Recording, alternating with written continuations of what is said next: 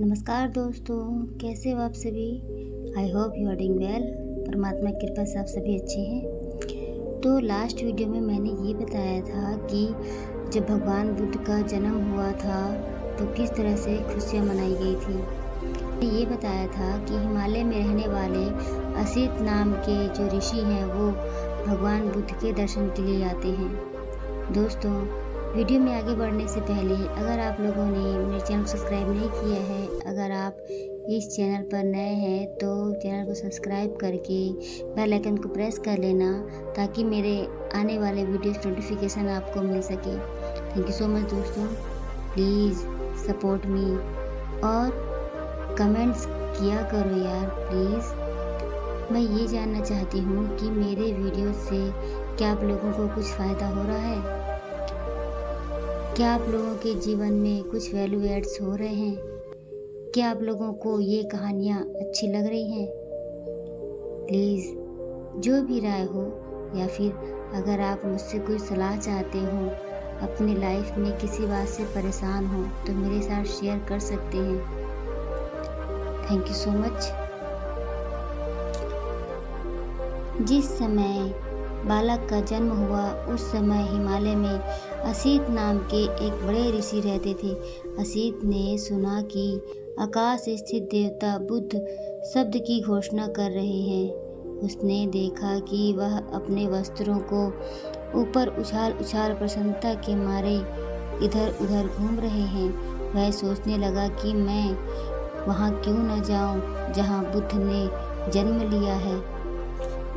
जब असित ऋषि ने समस्त जम्बूद्वीप पर अपनी दिव्य दृष्टि डाली तो देखा कि शुद्धोधन के घर में एक दिव्य बालक ने जन्म ग्रहण किया है और देवताओं की भी इतनी अधिक प्रसन्नता का यही कारण है।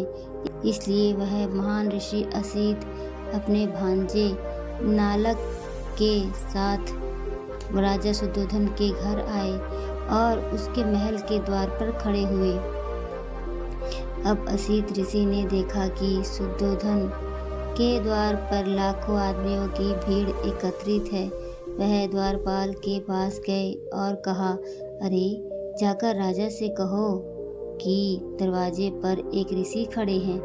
द्वारपाल राजा के पास गया और हाथ जोड़कर विनती की, राजन, द्वार पर एक वृद्ध ऋषि पधारे हैं और आपसे भेंट करना चाहते हैं।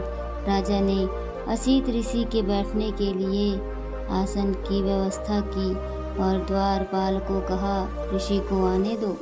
महल के बाहर आकर द्वारपाल ने असित से कहा, कृपया भीतर पधारें। असित ऋषि राजा के सामने उपस्थित हुए और उसे खड़े खड़े आशीर्वाद दिया। राजन, आपकी जय हो। राजन, आपकी जय हो। आप चिरकाल तक जिए और अपने राज्य पर धर्मानुसार शासन करें।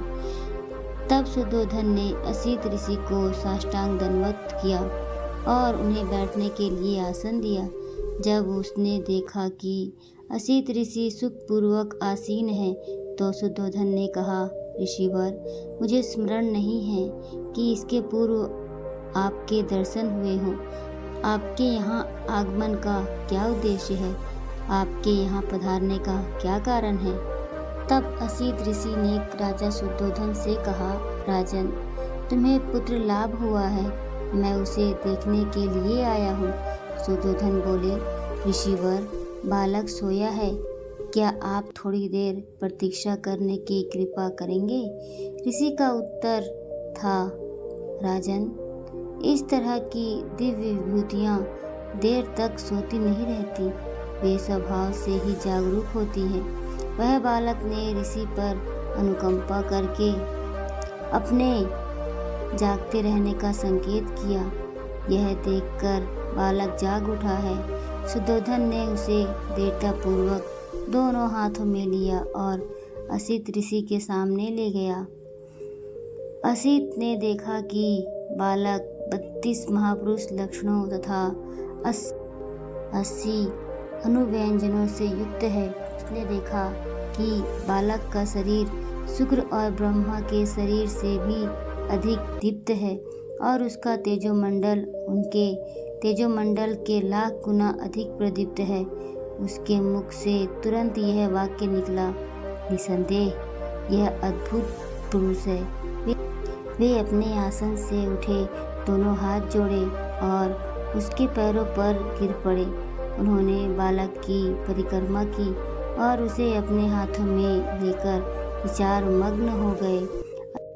असित ऋषि पुरानी भविष्यवाणी से परिचित थे कि जिसके शरीर में गौतम की ही तरह के 32 महापुरुष लक्षण होंगे, वह इन 2 गतियों में से एक को निश्चित रूप से प्राप्त होगा, तीसरी को नहीं।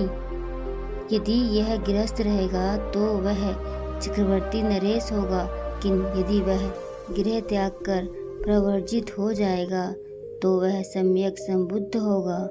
असित ऋषि को निश्चय था कि यह बालक गृहस्थी नहीं बनेगा। बालक की ओर देखकर वह सिसकियां भर भर रोने लगा। शुद्धोधन ने देखा कि असित ऋषि सिसकियां भर भर कर रो रहा है। उसे इस प्रकार रोता देखकर शुद्धोधन के रोंगटे खड़े हो गए। उसने असित ऋषि से निवेदन किया, ऋषिवर, आप इस प्रकार रो क्यों रहे हैं? आंसू क्यों बहा रहे हैं? ठंडी सांस क्यों ले रहे हैं? मैं समझता हूँ कि बालक का भविष्य तो निर्विघ्न ही है। असित ऋषि ने राजा को उत्तर दिया, राजन, मैं बच्चे के लिए नहीं रो रहा हूँ, इसका तो भविष्य निर्विघ्न है। मैं अपने लिए रो रहा हूँ। ऐसा क्यों? शुद्धोधन ने पूछा।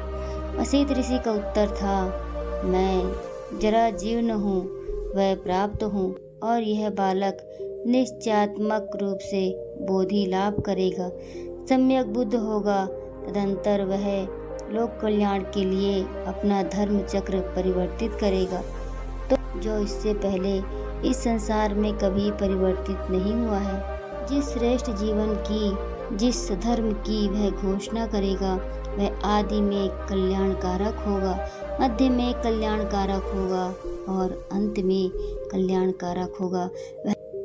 वह अर्थ तथा वह जन की दृष्टि से निर्दोष होगा, वह परिशुद्ध होगा, वह परिपूर्ण होगा। जिस प्रकार राजन कभी कहीं इस संसार में उदुम्बर यानी कि गुलर पुष्पित होता है, उसी प्रकार अनंत युगों के अनंतर इस संसार में कहीं बुद्धोत्पाद होता है। राजन, इसी प्रकार निश्चय से यह बालक बोधि लाभ करेगा, सम्यक संबुद्ध होगा और तदंतर अनंत प्राणियों को इस दुखमय सागर के पार ले जाकर सुखी करेगा। लेकिन राजन, मैं उस बुद्ध को नहीं देख सकूंगा, इसलिए राजन, मैं इस दुख से दुखी हूँ और रो रहा हूँ। मेरे भाग्य में उस बुद्ध की पूजा करना नहीं बधा है। तब राजा ने असित ऋषि और उसके भांजे नालक यानी कि नरदत्त को श्रेष्ठ भोजन से संतर्पित किया और वस्त्र दान दे उनकी परिक्रमा कर वंदना की।